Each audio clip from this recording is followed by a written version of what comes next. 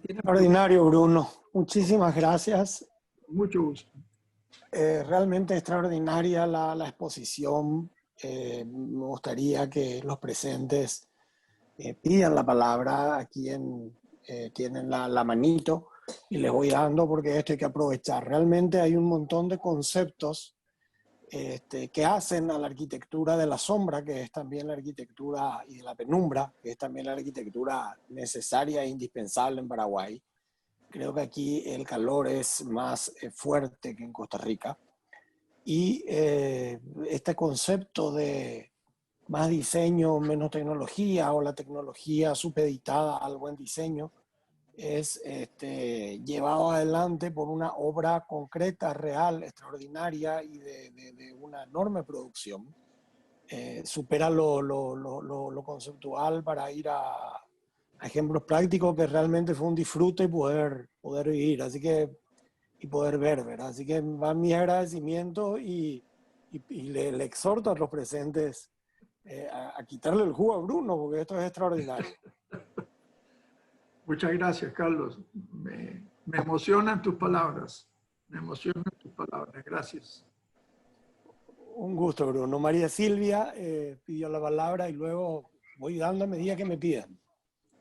María Silvia, No sé levantar Muchas, la manito. ya sí, está. muchas gracias, arquitecto Bruno. Realmente, como dice el arquitecto Carlos, esto ha sido un deleite de principio a fin. Quería un poquito hablar a los alumnos que están presentes, ¿verdad? Y ponerlo como ejemplo a usted, arquitecto. Usted no solamente es un teórico de la arquitectura, sino que es un investigador y pone en práctica toda la teoría que usted sustenta. Es realmente maravilloso, ha sido una charla fantástica, es un observador de todos los elementos del trópico. Realmente muchas gracias, fue realmente un placer escucharlo. Sigamos escuchando a los presentes. Gracias. Gracias, María Silvia. Silvio Río me había pedido la palabra y luego sí, visto varias manitos. Silvio. Sí, arquitecto, realmente, como dice María Silvia, muy impresionado con lo que usted nos ha presentado. Había revisado sus publicaciones y tengo una pregunta que me gustaría que usted me dé una opinión. Nosotros no estamos en una meseta a 1100 que hace que el concepto de primavera eterna que usted citó, primavera seca y primavera húmeda, dijo. ¿Cómo se aplicaría esto en la región costera de Costa Rica, donde el impacto de la humedad es más alto?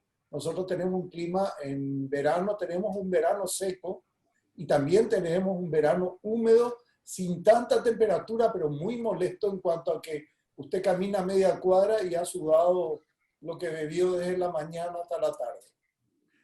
Mira, por lo que yo sé y lo que tú cuentas del clima en Paraguay es como, de repente me da la impresión que es lo similar a lo que pasa en Singapur.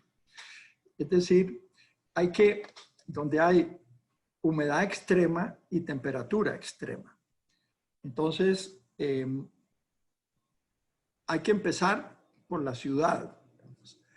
Hay que generar la sombra en la ciudad a través de ese paisajismo tropical de clima húmedo que se practica en Singapur, que es con diferentes capas. O sea, el cubresuelo, la mata, una mata de 40, 50 centímetros, el matorral de 1 metro 20, el árbol pequeño de 4 o 5 metros y el árbol grande de 8 para arriba, pero todo junto, de tal modo que la ciudad se convierta en un bosque con mucha sombra, y eso entonces va a generar un descenso de la temperatura.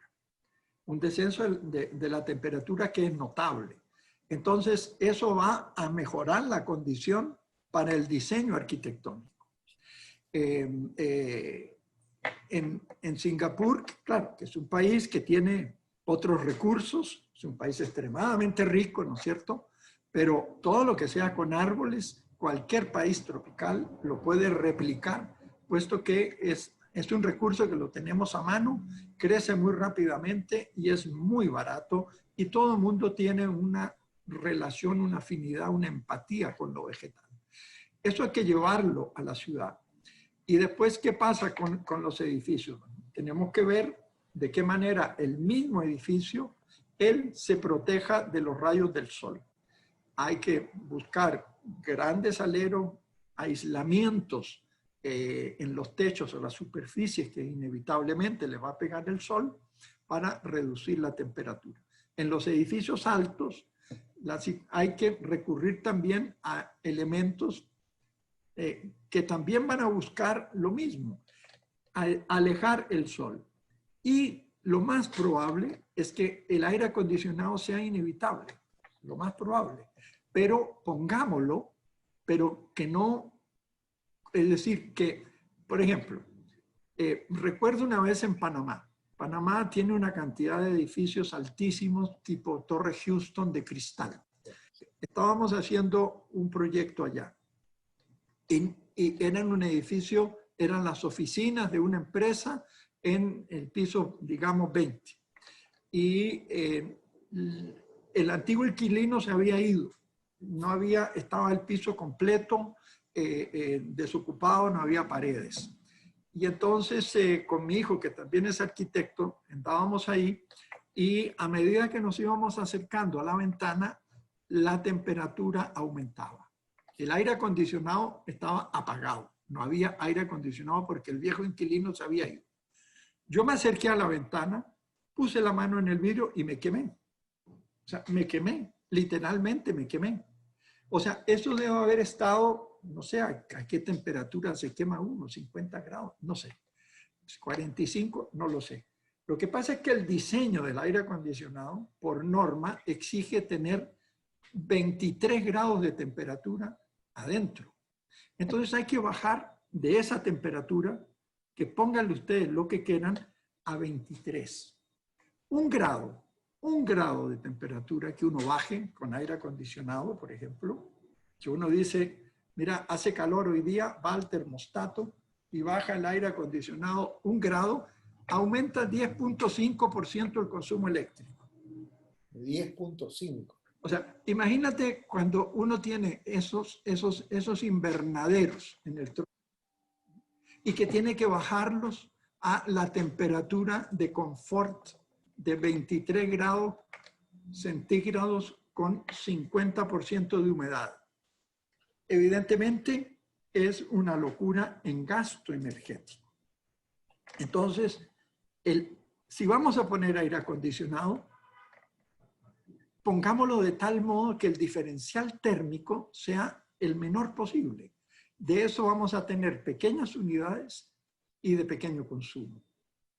Porque muchas veces el aire acondicionado es inevitable. O sea, Mr. Carrier, cuando inventó el aire acondicionado, abrió zonas que eran inhabitables para el mundo. O sea, todo el sur de Estados Unidos se empezó a poblar cuando apareció el aire acondicionado. Y en otros lugares del mundo pasó algo parecido. Entonces, pero bueno, hubo un exceso. Una vez un arquitecto norteamericano me dijo, pero mira, cuando el barril de petróleo estaba a $3, no importaba poner aire acondicionado en los edificios. Pero ahora que vale 50 o que llegó a 150 cuando estábamos conversando sobre esto, ya estamos pensando. Pero entonces, en el trópico, en el caso de Paraguay, como logro más o menos imaginarme, la sombra es un elemento fundamental y un diseño arquitectónico para que el edificio no se caliente, porque aire acondicionado probablemente estamos obligados a poner. El ventilador no va a ser suficiente, pero el aire acondicionado, si hay una buena arquitectura, se puede usar por horas, ¿no? Por ejemplo, estos bancos que hemos hecho, estos bancos tienen esa arquitectura particular, digamos. Sin embargo, esos bancos consumen 50%, 57% menos de electricidad que las sucursales de ese mismo banco hechas por otros arquitectos. ¿Por qué? Porque esa arquitectura evita que el rayo del sol caliente el edificio. Entonces, el consumo del aire acondicionado, que representa el 60% de la factura eléctrica en un edificio de oficinas, se reduce prácticamente a cero, porque ahora han aprendido los administradores de ese banco a que el aire acondicionado se enciende al final de la mañana, cuando hay mucha gente, y lo mismo con la luz, no encienden la luz apenas llegan a las 8 de la mañana. La encienden, a veces ni la encienden, porque el edificio se ilumina naturalmente y solito, ¿ya? Entonces, esas condiciones hay que verlas. O sea, uno no puede decir no aire acondicionado, una visión tipo talibán. No, no. Hay que usarlo cuando se necesita, cuando es necesario, pero usémoslo con criterio. Ya, qué bien. Muchísimas gracias, Gracias. Bruno. Realmente te imaginas muy bien el clima paraguayo, la realidad. Y ahora le doy la palabra a Diego. Un gusto volver a estar en contacto contigo, Diego. Igualmente. Y agradecerte las gestiones que has hecho para poder tenerlo a Bruno hoy aquí, porque las gestiones las hicieron ustedes y van nuestros agradecimientos. Con María Silvia, así que fue muy llamativo después de la charla que tuvimos la vez pasada con Gabriel y Marcela, que, o sea, enterarme que don Silvio Feliciangeli había sido compañero de Bruno y decir que el contacto fue súper fácil y el gestionar esto fue fluido y rápido, sin ningún problema. Así que bueno, un placer estar de nuevo. Y levanté la mano para decir algunas cosas que acaba de decir don Bruno, pero acaba de decir. Yo vine a vivir, yo soy de Resistencia Chaco, Argentina, o sea que sé mi papá era paraguayo, así que sé exactamente de qué estamos hablando climáticamente, o sea, en Resistencia hace tanto calor como en Asunción. Asunción es una ciudad que conozco muy bien y que quiero muchísimo. Así que fui miles de veces, entonces sí, es una ciudad que conozco muy bien y sé exactamente lo que estamos hablando en el clima. Cuando vine a vivir acá hace casi 20 años, mi primer casa quedaba a media cuadra de uno de los bancos que diseñó Bruno Estaño, que quedaba en la esquina del banco, el Banco San José de Romoser, para que se ubique don Bruno y los ticos que están presentes. Cuando llegué a la esquina, lo primero que vi fue ese transformer de vidrio y metal. Y dije, ¿qué es esto? Dije, aparte venía con la visión sudamericana de arquitectura muy... Dije, ¿qué es ese transformer? Y como tenía que cambiar plata, dije, bueno, voy a entrar al banco. O sea, cuando primero dije, un banco todo de vidrio, qué raro. O sea, porque es como que muy liviano para hacer un banco. Cuando entré al banco al mediodía, no estaban encendidas las luces, no había aire acondicionado. Dije, ¿qué fue esto? Dije, y la cabeza me estalló. O sea, realmente, o sea, toda mi visión de la arquitectura había cambiado totalmente. Y después, muchos años después, tuve la suerte de dirigir la versión local de la revista Domus y tuve la oportunidad de entrevistar a don Bruno varias veces para publicar proyectos. O sea, antes de que yo fuera director de la revista, me pidieron si podía escribir una nota, primero sobre el edificio de la agencia de publicidad que mostró, la agencia Tribu, que queda muy cerca acá de mi casa, que también yo dije como un cubo de vidrio, es como raro, y cuando entré entendí muchas cosas, y después cuando tuve que hacer la nota sobre los bancos, antes de hablar con don Bruno fui a hablar con el gerente general del banco, para ver qué me decía el gerente general del banco. Lo primero que me dijo el gerente general del banco, sí, pues yo tenía que hacer una nota imparcial, ¿no? Entonces, cuando fui a hablar, lo primero que me dijo el gerente general del banco es, la sucursal, dijo, no, si fuera por mí, diseñaríamos todos los edificios con don Bruno, pero por una cuestión ya más de presupuesto y de comodidad, no podemos. Los edificios de don Bruno son un 57% más eficientes que los edificios que no son de él. O sea, y ese dato que acaba de dar don Bruno lo puedo probar porque lo vi en un informe escrito que hicieron un análisis y que me mostró el gerente del banco. Se pone rojo don Bruno, pero es real. ¡Qué Y después incidencia! fui a entrevistar a los gerentes de las sucursales. Y la gerenta de la sucursal que mostró Bruno, que está en La Paco, acá en Escazú, también cerca de mi casa, también me dijo, miren, dice, mira lo que es este banco, me dice, la oficina del gerente está abierta, o sea, la gerente veía todo el banco y cualquier cliente enojado podía entrar y pegarle un grito si quería. Y la tipa dice, yo vengo a trabajar todos los días acá a la mañana, las luces no están encendidas, casi no encendemos el aire acondicionado, miro para afuera y veo árboles, veo a la gente acá y dice, ¿qué más puedo pedir? Trabajar así es un placer.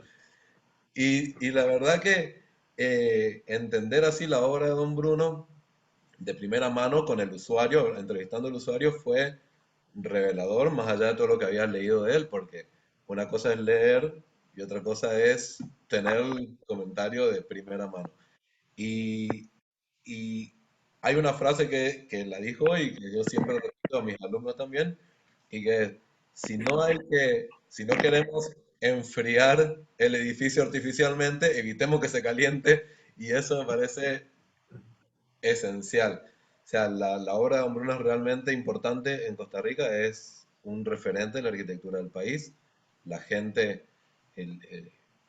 lo tiene mucho en cuenta y conversar con Don Bruno es un placer. Y quería solamente resaltar esos aspectos de su obra que creo que son valiosas y que muchas veces cuando voy por lo menos a Argentina y a mi zona argentina que hace tanto calor y veo por ejemplo las escuelas de campo en el interior saliendo a la carretera y veo esos edificios de ladrillo a la vista con techo a dos aguas, sin alero, sin árboles alrededor.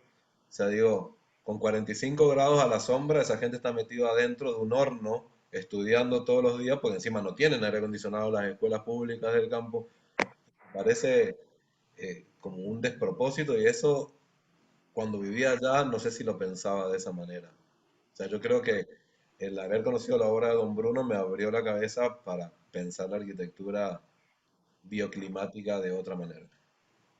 No sé. Muchísimas gracias, Diego, por el aporte y por todos los comentarios y la visión, ¿verdad? Y realmente nos hace vivir esa experiencia, llegar a un lugar y comenzar a ver estas formas. Tendrán que venir a visitarnos y vivirlo personalmente. Ahora cuando se Sí, termine la sí, pandemia podemos volver a viajar. apenas abran los aeropuertos, inesperadamente Costa Rica va a estar Bienvenidos. Sabes que en la solamente lista. una cosa quiero decir y es que para tocar fondo, lo que tú comentas de los 57 grados surge porque en un determinado momento, cuando se iban a certificar carbono neutral, mandaron a hacer una auditoría de rendimiento de todas las sucursales que tenía el banco. Y entonces contrataron a un ingeniero especializado en eso y de ahí viene ese resultado de ese informe. Fantástico, certificado. Rodrigo, un gusto tenerte, realmente un gusto y un honor para los que no conocieron en la ocasión anterior. Aparte de ser director de una escuela de arquitectura, es presidente del Colegio de Arquitectos de Costa Rica. Un gusto, Rodrigo. Muchísimas gracias, Carlos. Nuevamente, feliz de compartir de nuevo con ustedes. Ahí veo a Marcela también. Qué placer de verla, Marcela Bernardi.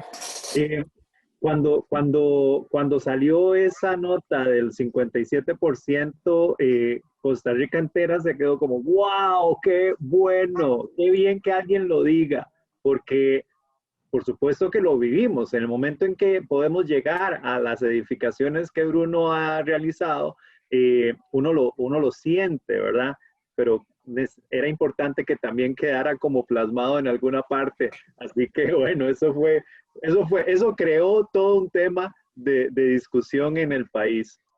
En realidad lo que quiero es exaltar un poco el vivir y convivir con la obra de Bruno y de Jimena y bueno, y de Pietro, su hijo también, ¿verdad? Que realmente han calado profundamente en el país e internacionalmente también, ¿verdad? Bruno ha sido premiado una y otra vez nacional e internacionalmente. Acá en Costa Rica es Premio Nacional de la Arquitectura, el Premio José María Barrantes, que eso es un ícono de la arquitectura aquí en nuestro país.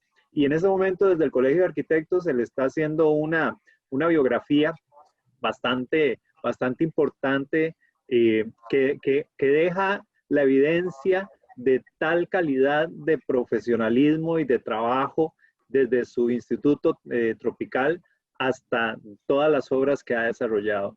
Y bueno, desde que éramos estudiantes hemos tenido la oportunidad de vivir y convivir también con su conocimiento académico, estar en conferencias, participar de ello, y realmente es un honor pues verlo una y otra vez en diferentes posiciones. Hoy en una charla internacional, acá en Costa Rica lo he visto una y otro montón de veces. He tenido la oportunidad de invitarlo a la universidad también en otras ocasiones, y siempre nos deja ese sabor dulce de cómo poder hacer cosas bajo un criterio de un ambiente tropical que permite generar soluciones porque sí, porque tenemos las condiciones. Les comentaba la vez pasada que yo tuve la oportunidad de estar ahí en Paraguay hace, qué sé yo, hace como unos 15 años más o menos, y efectivamente viví la experiencia de ese clima fuerte, importante que ustedes tienen, pero sin embargo, por estar en el lugar en el que estamos, hay alternativas de solución. Y desde el Instituto de Arquitectura Tropical se han hecho una cantidad enorme de investigaciones que les aporta a todos en el trópico a generar soluciones eficientes sin necesidad de estar utilizando soluciones artificiales. Así que bueno, yo lo que quería, Bruno, era decirte, como te lo he dicho una y otra vez, sos grande, maestro. Gracias. Muchas gracias, Rodrigo. Gracias. Muchas gracias, Rodrigo. Miriam, ¿tiene la palabra? Buenas noches a todos. Bueno, yo soy auxiliar docente del taller de Carlos, que organiza estas charlas, para identificarme un poco más. Estoy realmente muy gratamente sorprendida con todo lo que acabamos de ver. Creo que sin ser una receta, es exactamente lo que necesitan escuchar los chicos ahora mismo y lo que necesitamos recordar todos también.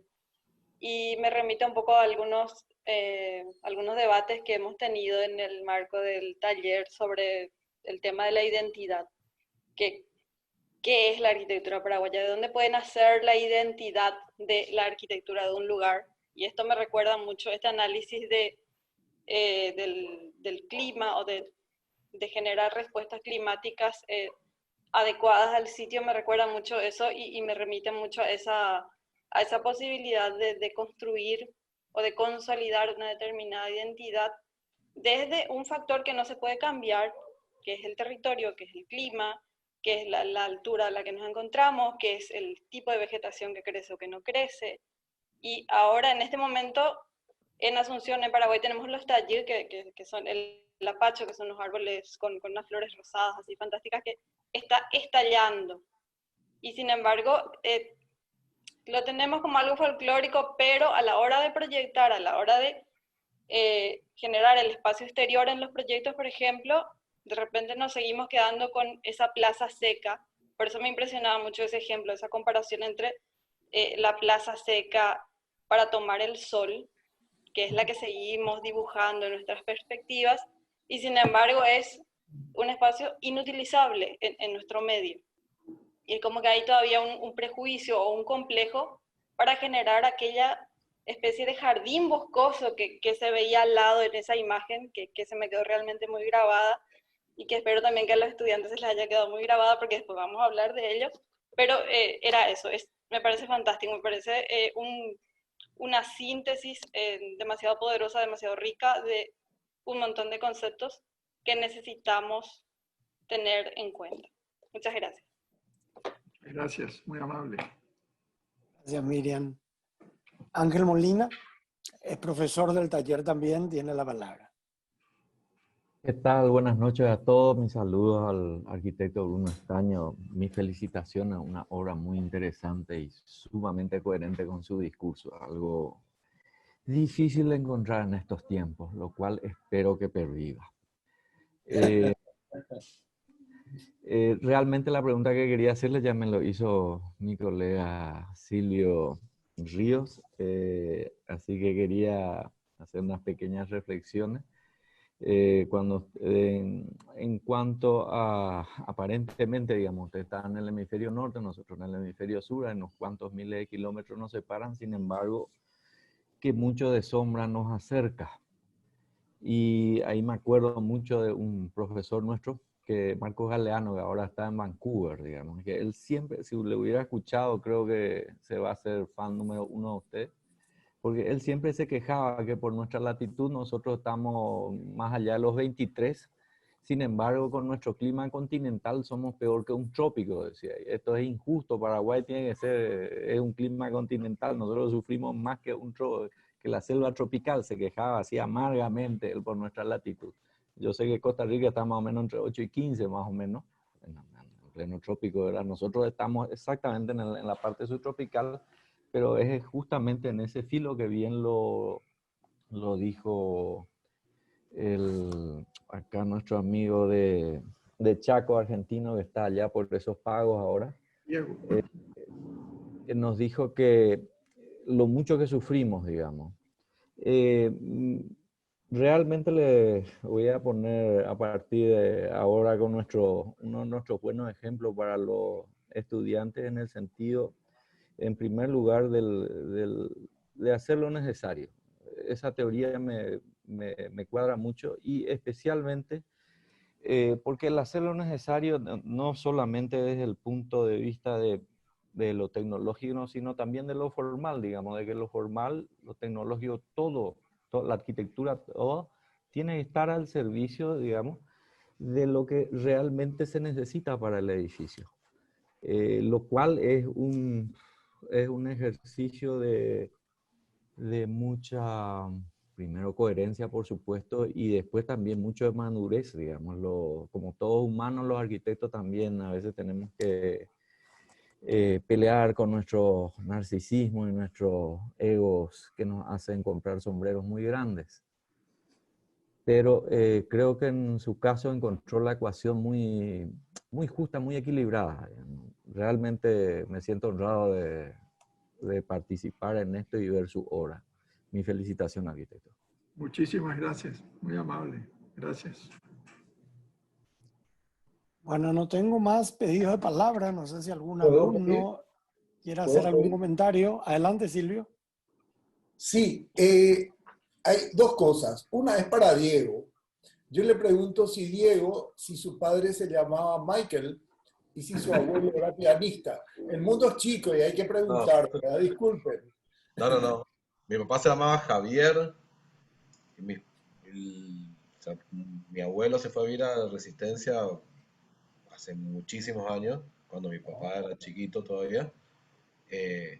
Y la familia que me quedaba en Paraguay, que todavía tengo como sobrinos nietos de mis abuelos, que yo que realmente casi no tengo contacto con ellos, es la familia Bardichevsky, que tenía una vidriería hace Sí. mucho. Sí, lo conocemos bien, sí. Ellos eran, o sea, mi abuela, la mamá de mi papá, era Bardichevsky. Ah, ya, ah, ya. Para Levinson Bardichevsky. En el colegio, mi hermano mayor tenía un compañero que era Levinson, Ajá. Michael, y su padre era pianista. No vivían lejos del colegio, entonces uno pasaba por ahí, escuchaba el piano, etcétera, ¿no? Por eso. Quizás sea pariente y la verdad que no lo tengo registrado, pero todo es posible. Y en Paraguay no creo que haya muchos Levinson. Fantástico. No, Bruno, Bardichevsky en vidriería sí le conocimos. Adelante, Silvio. la pregunta era con relación, me interesaría mucho saber si los vidrios que utiliza son vidrios dobles o sencillos. Porque el vidrio en nuestro país, en los días fríos, cuando es vidrio sencillo, que es lo que normalmente uno utiliza por razones de costo, realmente uno siente la pérdida de energía y en los días de calor uno tiene que ver cómo moderarlo. Y esa definición que hiciste, todas las aberturas en sombra, me pareció fantástica. Mira, todos los vidrios, salvo un edificio, son vidrios sencillos, de 6 milímetros, montados sobre marcos de aluminio, el más sencillo de todos, y con un empaque. Tienen un leve tinte para ayudar a atenuar un poco la claridad. Pero el vidrio es sencillo, el más barato. El edificio ese alto de apartamentos, donde el viento resbala, ahí hubo que hacer un tema de compromiso porque las vistas eran extraordinarias. Entonces el sol también le iba a pegar. Ahí sí le pega a los vidrios y esos son vidrios dobles. Son vidrios dobles que tienen algún coeficiente, sobre todo acústico, porque a los 200 metros está el estadio. Entonces hay ruido, etc. Pero en general, todos los otros son vidrios sencillos. Qué bueno, qué bueno. Lo que ocurre es que el vidrio cuando está en sombra se comporta diferente que cuando... No, es decir, claro, el vidrio no tiene resistencia a la transmisión térmica, entonces si afuera está frío, adentro va a transmitir frío, etc. Pero la idea es que el rayo, o sea, que no se caliente el vidrio, mantenerlo a una temperatura lo más baja posible. Y eso hace que el espacio, el aire interno del edificio se mantenga fresco. Y lo otro que es muy importante es esto. Lo que yo estoy haciendo aquí es acelerando la velocidad del aire y me produce una sensación de frescor. El abanico de las españolas tiene esa particularidad. Yo estoy acelerando. Entonces la fachada de un edificio, mediante el efecto Venturi, puede acelerar el ingreso del aire y generar un descenso de la temperatura. Eso con medios, abrir o cerrar ventanas, algo que me acuerdo una vez en una conferencia de esas muy rimbombantes en Estados Unidos, después de ver edificios y edificios high-tech y todas estas cosas, ¿no? Se levantó un arquitecto, un joven estudiante de arquitectura y dijo, bueno, o sea, las ventanas se pueden abrir, decía. Sí, las ventanas se pueden abrir. Sí. Claro, había vivido toda su vida en edificios herméticos, ¿no? Claro, claro, claro. Una pregunta más, Bruno. Sí. El tema ventilación. Yo vi en algún momento una película sobre un edificio diseñado en Francia y construido en África, que fue diseñado para que no utilice nada de aire acondicionado. Y en el proceso de documentación que presentaban decían, bueno, resulta que era un edificio para oficinas, que la ventilación hacía que los papeles se muevan en los escritorios, que no se había considerado muy bien el tema de la protección de aberturas y que finalmente, pasado todo, porque hubo como una propaganda especial para el edificio por el concepto de ventilación, pasado un tiempo cuando nos habló más se le pusieron todos los aire acondicionados y volvimos a lo mismo. Entonces, ¿cómo no volver a lo mismo? Ese es un edificio levemente curvo, de unos 3 pisos de altura. Ese es. Ok, ese es un edificio construido por el arquitecto Ovet en la Martinica.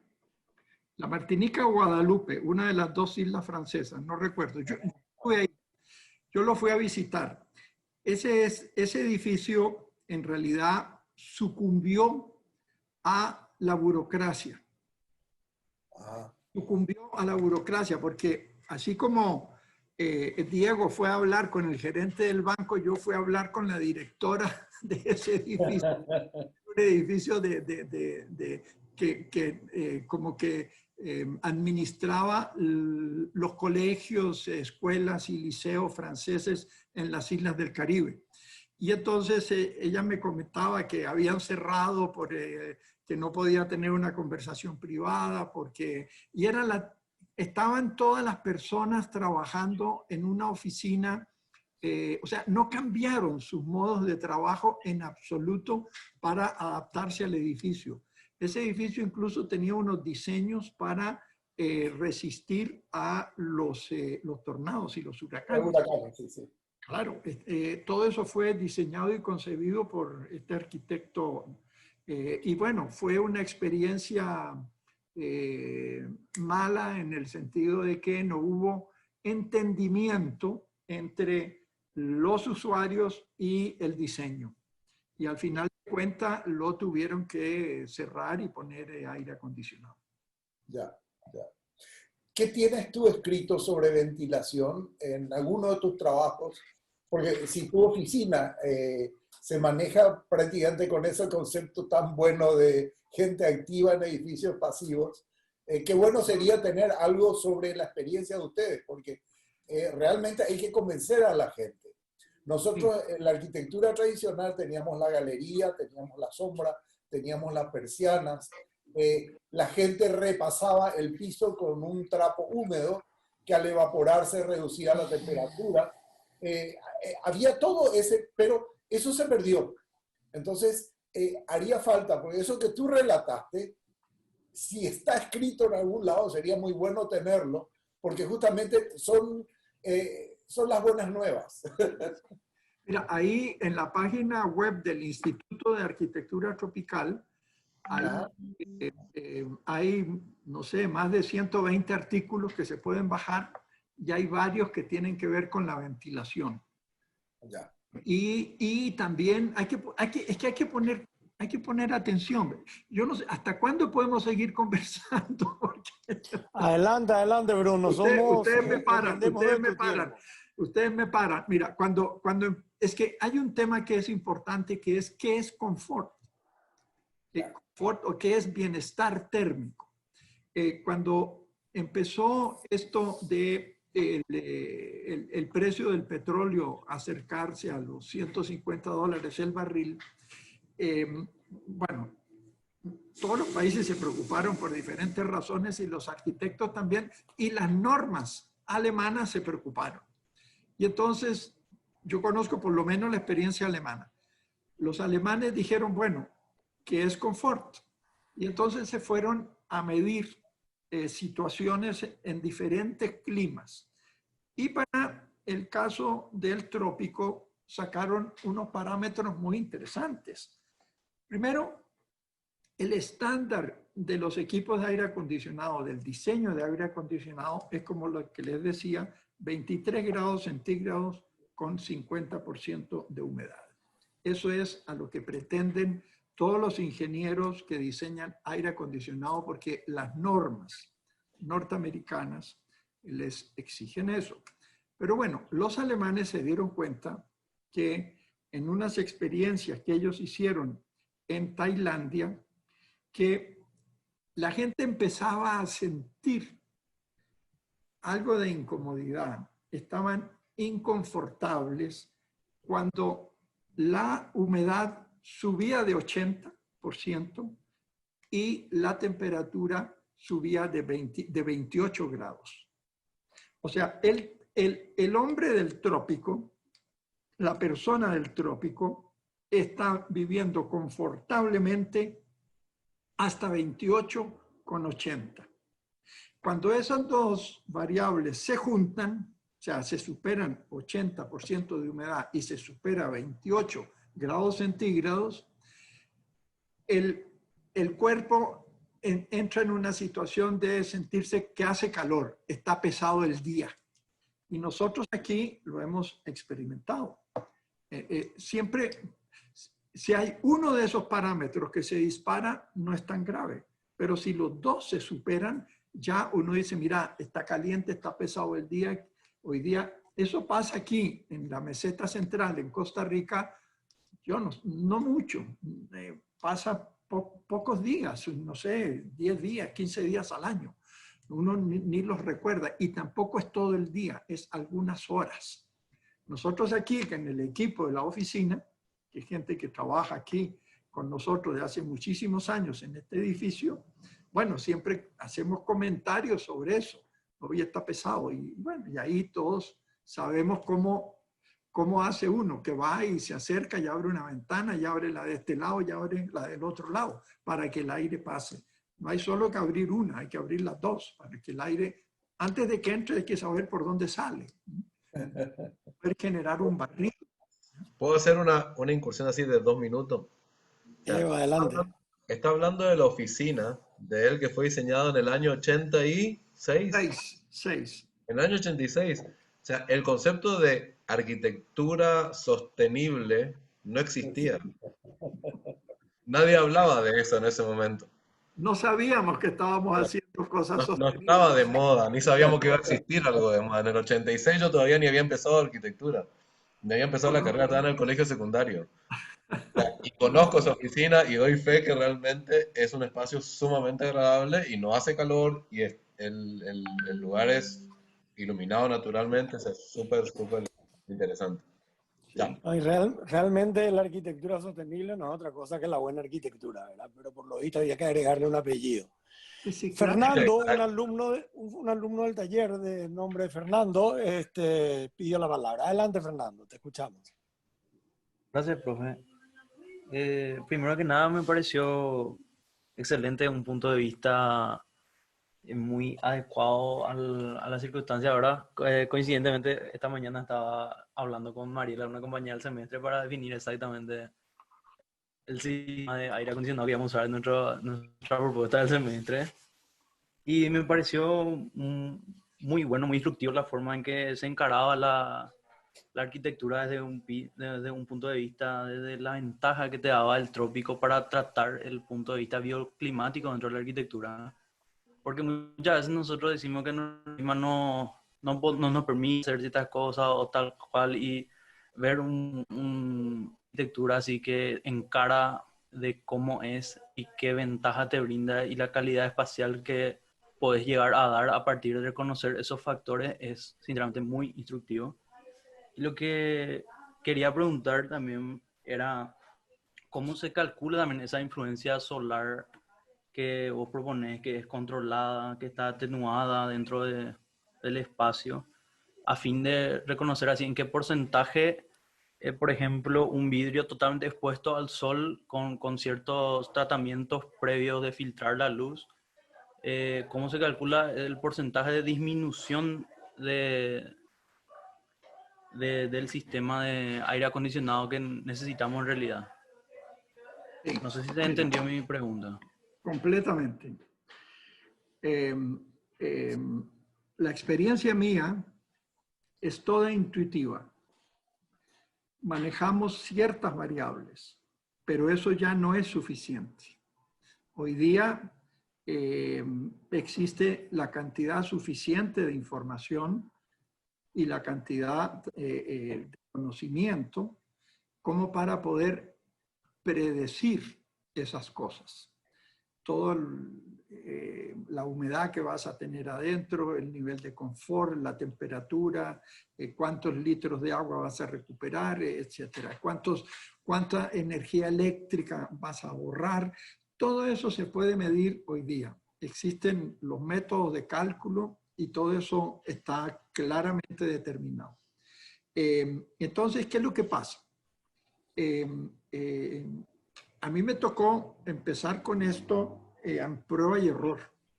Recuerdo una vez en un supermercado que llegué a la inspección y un día excepcionalmente caliente y dije, esto está muy caliente aquí adentro, tenemos que hacer algo. Y entonces mandé a quitar unos vidrios que habían en un lugar y con eso ya se generó una corriente de aire especial y ya nunca más hubo problema.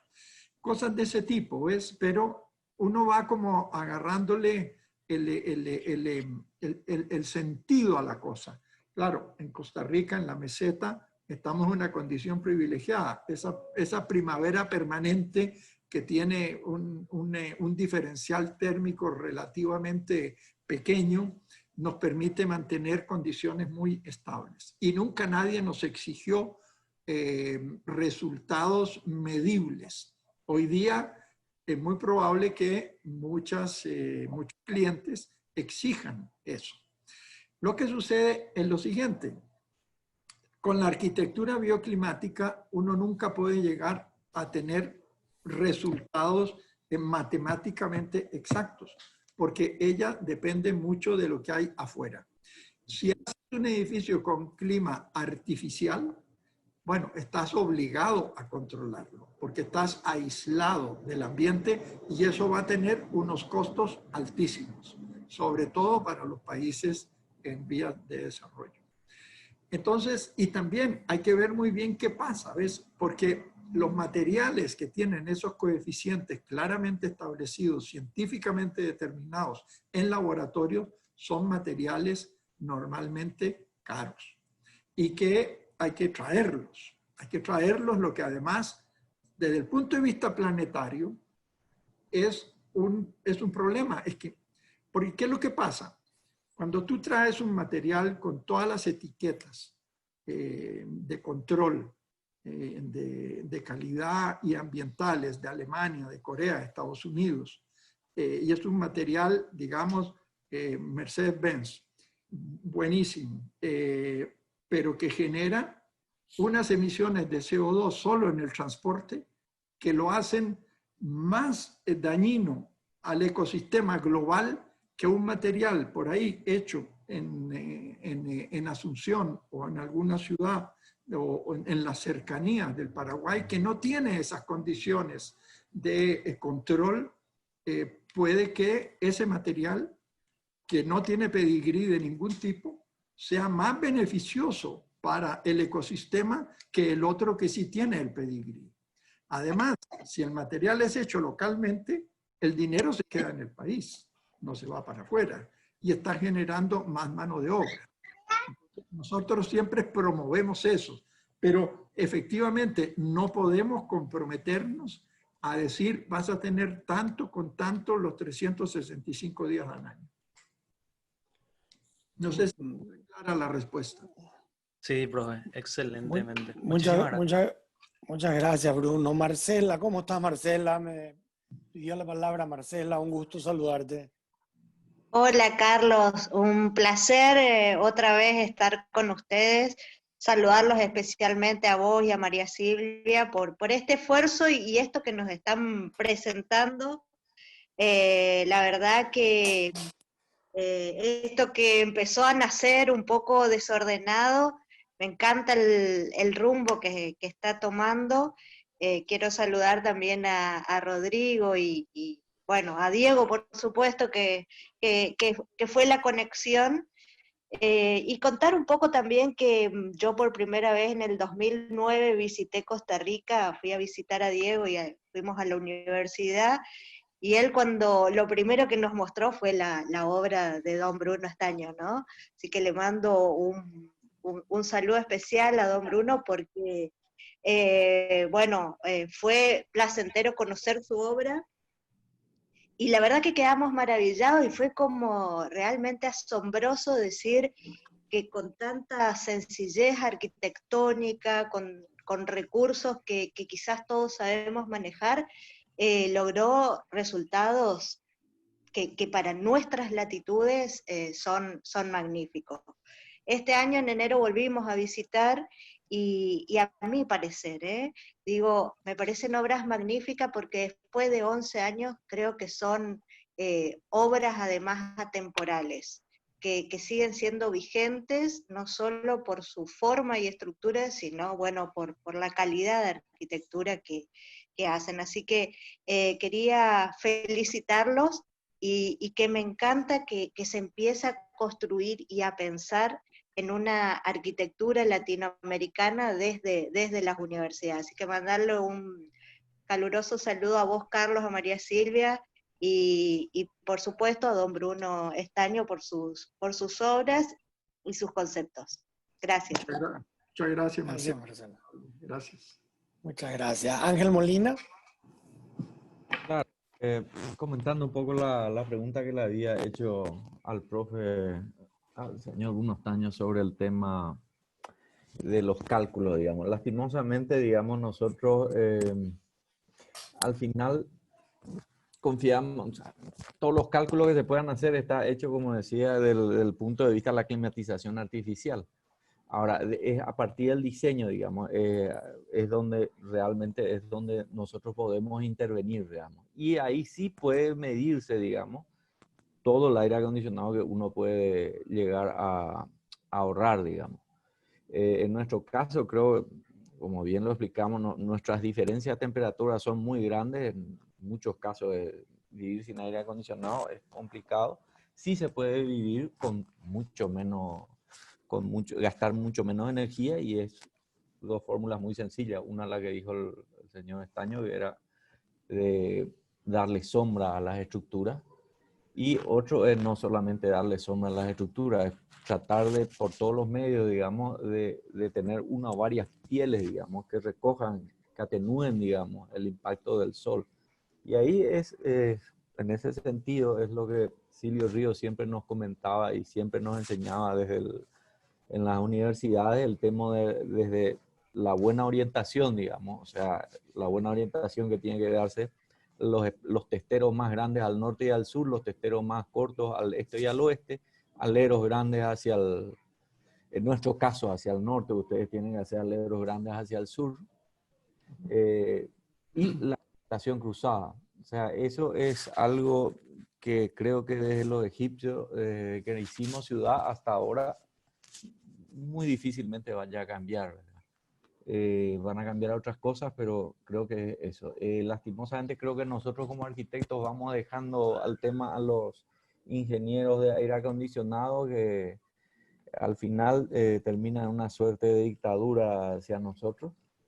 Y en realidad es mucho lo que demasiado bien demostró el arquitecto Estaño, de que a partir del diseño, del buen diseño arquitectónico, se pueden conseguir cosas muy interesantes y, por supuesto, abaratar en energía. Gracias, Ángel.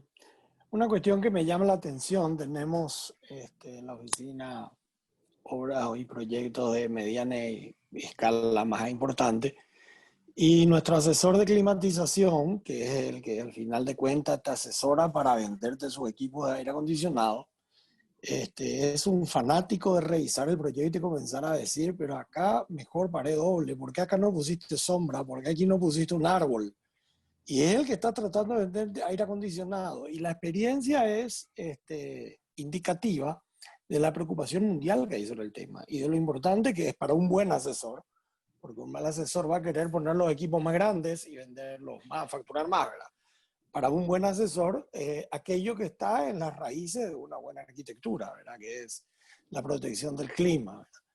Los primeros gráficos, Renzo Piano, un arquitecto de extremada coherencia a lo largo de su carrera, y sus primeros gráficos eran formales y eran estructurales y tratando de transmitir un mensaje tecnológico, y sus gráficos actuales son proyectos en barro, estudio del sol, estudio de la sombra.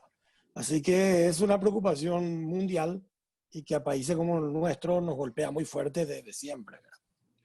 Sí, ya hay unos inicios de sensibilización en los ingenieros electromecánicos y sobre todo los del aire acondicionado con relación a estos temas.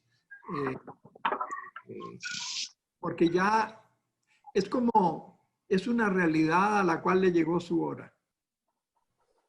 Esto no tiene vuelta atrás, y además esta pandemia está ayudando a una serie de conceptos más sencillos, de vida más sencilla, más naturales. Justamente ahora, hoy día estaba leyendo una noticia de que el virus se transmite con lo que llaman aerosol, ¿no? Y que ya no la distancia de 1,80 m que hablan sería totalmente insuficiente. Puede permanecer en el aire durante bastante tiempo y hasta 5 metros puede llegar. Entonces los ambientes cerrados empiezan a no aconsejarse, a hacer un poco, a sembrar duda, digamos, ¿no? Hay gente que está pensando con sensatez, con sentido común, para ver cómo se implementan a través del diseño, se mejoran cosas para evitar esta introducción de tanto equipo en los edificios. Sí, así mismo, en la misma noticia leía hoy, y efectivamente se está midiendo que el virus tiene influencia a 5 metros de distancia en ambientes cerrados.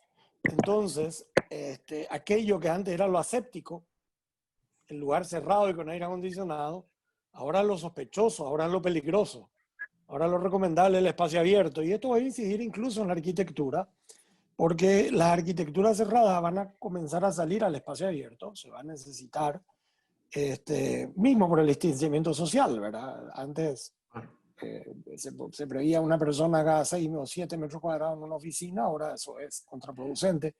Y crecer espacios cubiertos sale de dinero y se va a comenzar a trabajar en espacios intermedios, en espacios abiertos. Visto un proyecto de una oficina que planteaba como unas burbujas en una plaza para trabajar. Detrás de todo este drama estamos entrando en un mundo nuevo, y los mundos nuevos tienen que ser vistos primero por los arquitectos. Así que la lección de hoy creo que está en el camino. Buenísimo.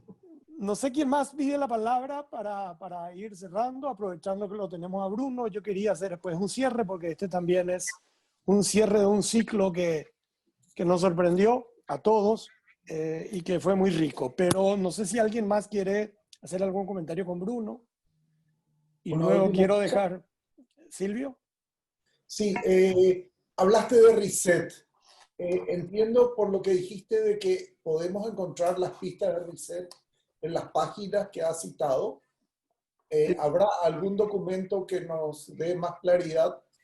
Mira, si entras a la página del Instituto de Arquitectura Tropical, que es www.arquitecturatropical.org, en la primera página vas a encontrar que hay una referencia a RECET. Ahí puedes bajar la norma entera de manera gratuita. Fantástico. Nosotros nos tocó, y Silvio fue uno de los autores, trabajar en la norma paraguaya de construcción sostenible, donde se buscaba un poquito esto de hacer arquitectura sostenible, no con el vidrio que cuesta $2.000 el metro cuadrado, sino con la forma de diseñar los elementos, ¿verdad? Así que va a ser muy interesante. Y Silvio, te comento que en la última lámina de Bruno, en su exposición de hoy, y que la tengo fotografiada, él pone 6 o 7 links de libros que se pueden bajar. Sí, lo vi, me pareció muy bueno. Nada más, el hecho, hay que decir, vos también, Carlos, tuviste lo de la norma sostenible, y es una norma que fue pensada muy para edificios, no fue pensada para el área urbana. Y tu aproximación me pareció muy buena, porque en realidad nosotros tenemos que primero rescatar el medio ambiente urbano, que por ejemplo en el centro nuestro lo hemos casi perdido. Es decir, todo lo que era vegetación se fue perdiendo porque la publicidad requiere de visión a larga distancia y por lo tanto los primeros sacrificados son los árboles. Y poco a poco la arquitectura que estamos haciendo, si no contempla este tema de cómo acompañar edificios de mayor altura, tenemos muchos edificios con medianera, y la medianera es un colector de isla solar impresionante, y tenemos que ver de qué manera sumar más al tema isla solar. Entonces, vi tu libro sobre el tema de ciudades sostenibles. Lo tengo que leer todavía, lo estuve mirando en diagonal, pero lo que has comentado hoy me pareció muy bueno en cuanto a estrategia de cómo llegar hacia eso, ¿no? Si algo más nos pudieras decir, sería una gran ayuda, Bruno.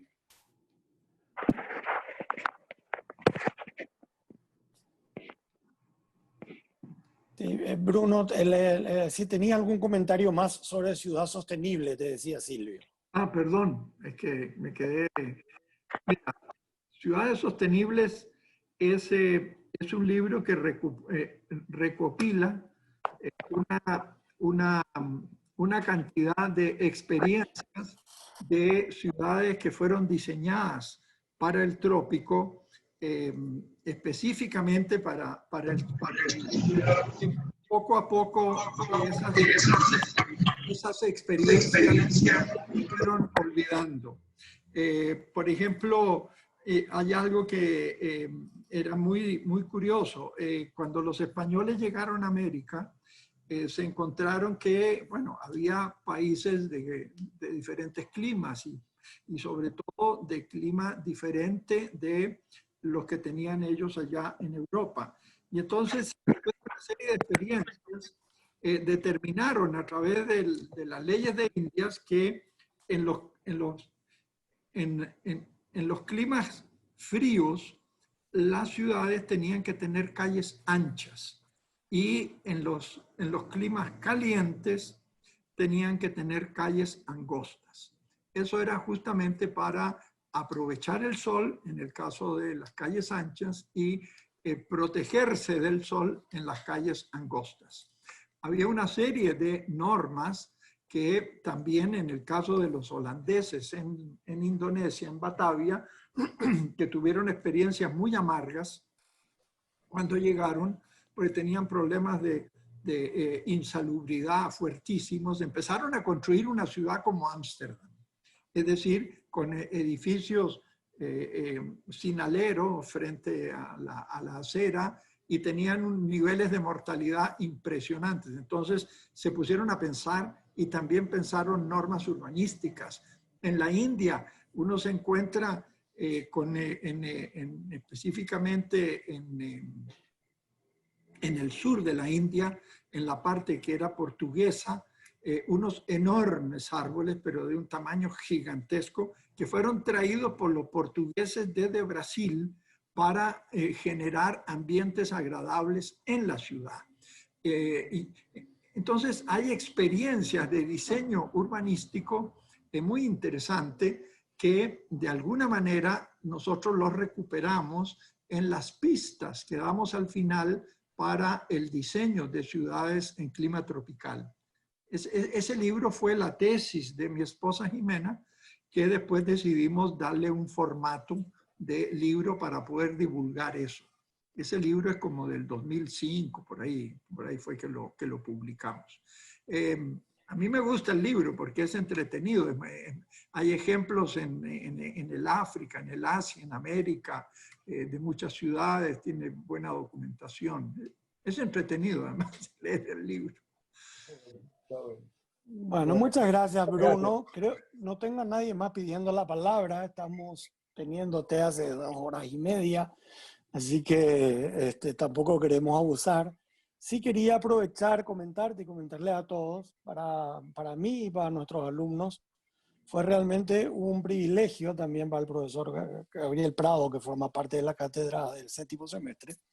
Fue un privilegio descubrir este ciclo que fuimos descubriendo con el pasar de la pandemia, y cuando decíamos que ya que estábamos encerrados, que no nos deje la pandemia en el mismo lugar que nos encontró, comenzamos a ver algunos videos de YouTube, de capacitación, de soporte a los alumnos, y luego tuvimos el enorme privilegio de tener 5 charlas internacionales. Hoy en la última, estamos cerrando el semestre con esta charla. Tuvimos con Miguel Ángel Roca en primer lugar, luego lo tuvimos a Henri Batlle del estudio Batlle y Roig, que es un estudio catalán que trabaja muchísimo arquitectura del paisaje y que va en la dirección de esto de las ciudades sostenibles.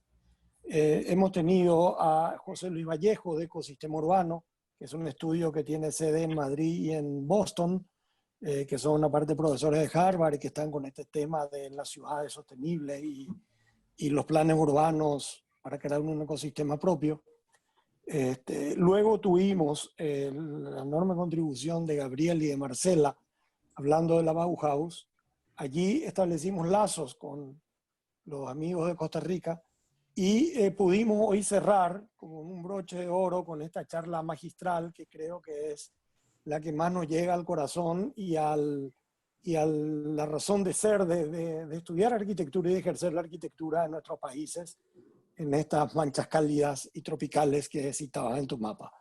Así que para nosotros realmente es un broche de oro que superó las expectativas y que nos pone muy contentos. Que queden los lazos también, tenerlo, un privilegio tenerlo y un honor tenerlo a Rodrigo y a Daniel ya en 2 de estas clases magistrales, y bueno, que sirva esto como un lazo para que al comenzar el periodo siguiente y para cualquier otro tema, tengamos un puente entre Costa Rica y Paraguay, un puente construido en pandemia. Allí, profesora del taller me piden que le pida a todos los participantes, fíjense que estamos en la misma cantidad de lo que tuvimos en el momento pico de participación, lo cual demuestra el interés, que le pida a todos los participantes que enciendan la cámara por lo menos un minuto para tomar una foto colectiva para la historia de este cierre tan magnífico con la charla de Bruno. Así que por favor, si pueden encender sus cámaras, y aquí ya se encargará Miriam de tomar la foto. Queremos una foto de recuerdo. Vi que así se hace, entonces vamos a subirnos también a esa También moda. le quería decir a Bruno, a todos, a la gente de Costa Rica, a Marcela, que todas estas charlas, incluyendo la de hoy y también la de Marcela, la de Roca, la de Ecosistema Urbano, la de Batier y Roy, están en un canal de YouTube. Vamos a subir también esta y poder compartir y enriquecernos, ¿verdad? Así que también a Diego, que está en este tema de recolectar informaciones en el mundo, y a Rodrigo le vamos a pasar el link. Yo estoy muy contento, oye, con esta presentación, con la acogida que nos han brindado y la recepción tan extraordinaria y positiva que han tenido de nuestro trabajo, en el cual en realidad yo soy el más visible, pero hay otros también que están trabajando.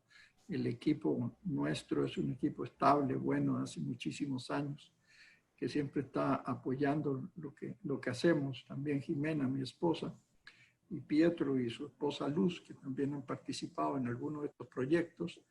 Estamos, bueno, contentos porque es una manera de poder divulgar lo que hemos hecho. Vemos que la gente que lo ha escuchado lo ha recibido bien. Se han generado relaciones de amistad y de afinidad intelectual y profesional que al final de cuentas a uno lo llenan de satisfacción. Y a mí me emociona mucho esta experiencia de hoy, francamente se los digo.